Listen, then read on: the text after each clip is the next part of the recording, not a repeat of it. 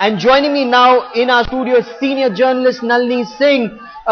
Nalini Singh, how would you look at these protests, the left and the right coming together? You saw Samajwadi Party, you saw Sitaram Yechuri and A.B. Bardhan, all of them courting arrest together and actually sitting next to Nitin Gadkari. You know, I think, Gaurav, at the moment, if one looks at it objectively, the parties like the TMC, etc., are more left than the left. Even the right is more left than the left at the moment, it looks. And to me, if you ask me, it looks as if the DNA of populism has been grafted into our polity across the board. Political parties today are falling over backward to be pro-poor. And if I can be extremely cynical, with apologies to nobody, it looks like the National School of Drama.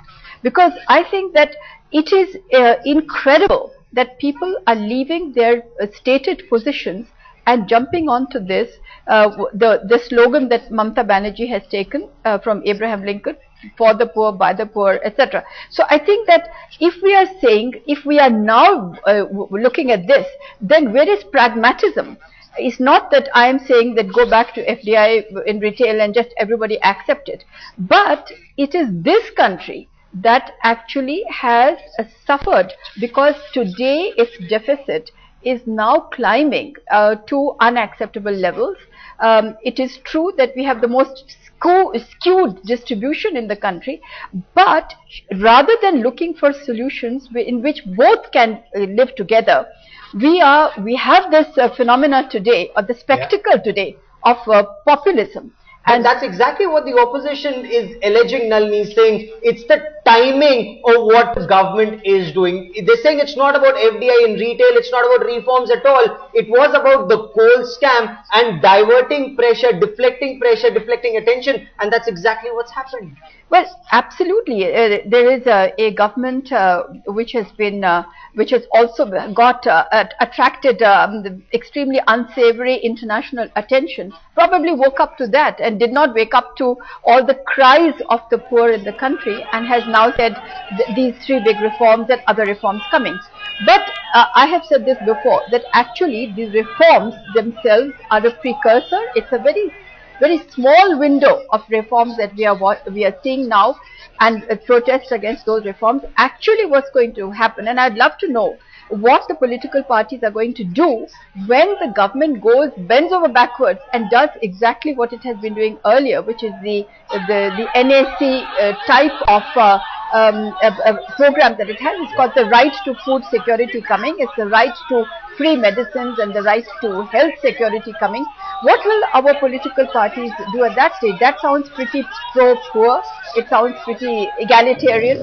And today, so what I find is that everybody is now just looking at 2013/2014 at their votes. But who is looking actually at what will happen to the future of India today? I am extremely distressed. The symbolism that we have, that you can be anti anything anybody else is pro.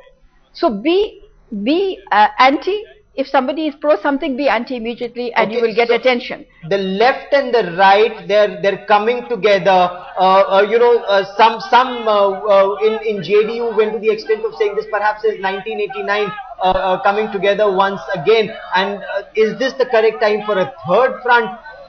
Opposing for the sake of opposing, is that what appears to be happening, or is there actually scope of a third front and a BJP support from outside? Is something of that sort perhaps cooking?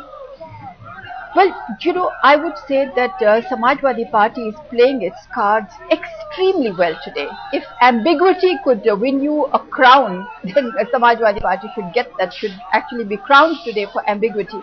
But I think its ambiguity is underlying, the underpinnings of that are a pro-UPA stance.